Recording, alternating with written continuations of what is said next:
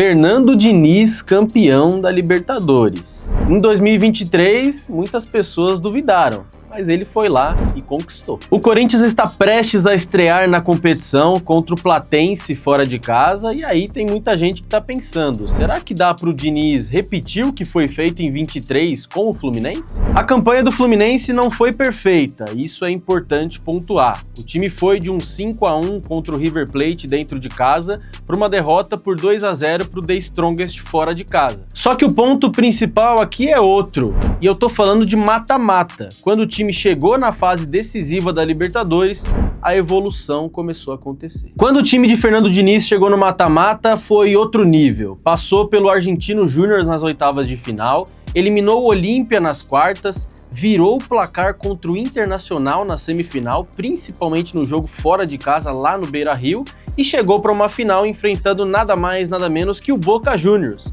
também vencendo aí na prorrogação por 2-1.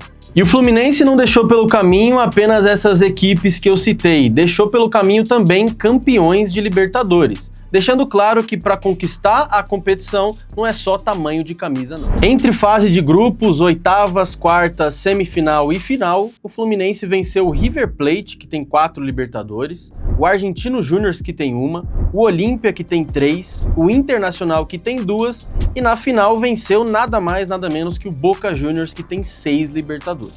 Foram simplesmente 5 campeões de Libertadores deixados pelo caminho. Isso para um clube que ainda não tinha a taça da competição é bem expressivo, né? Individualmente, o time também teve seus destaques. Germancano foi o artilheiro do Fluminense na competição, Keno foi o líder de assistências e André e Nino foram os líderes na estatística de passes trocados, o que mostra que a proposta de jogo do Diniz foi colocada na prática. Essa campanha de 2023 com o Fluminense mostra algumas coisas bem claras. A primeira delas é que o Diniz não abre mão do seu estilo de jogo. No jogo da volta da semifinal contra o Internacional, por exemplo, ele colocou vários atacantes dentro da área no segundo tempo e o time virou o jogo que estava 1-0 para o Inter, se classificando para a final da competição. O segundo ponto importante é que o time cresce em jogos grandes, como foi esse exemplo do jogo contra o Inter na semifinal. E o último ponto, e não menos importante, é que aquele elenco do Fluminense comprou a ideia de Fernando Diniz. Muitas pessoas ficam apenas com as imagens negativas dos times do Diniz, como ele feroz na beira do gramado, ou seus goleiros saindo jogando e correndo perigo de tomar gol, mas não é só isso, tá? Existem os pontos positivos também, como não se lembrar de John Kennedy saindo do banco de reservas e recebendo a frase do Diniz dizendo que ele vai fazer o gol da vitória da Libertadores. Ele foi lá e fez. A conquista da Libertadores de 2023 mostrou que o Fernando Diniz pode sim jogar em alto nível. Não é só um futebol arte um tanto quanto arriscado e muito menos esporro na beira do gramado. É também uma gestão de um trabalho que chega longe e tem chegado nos últimos anos.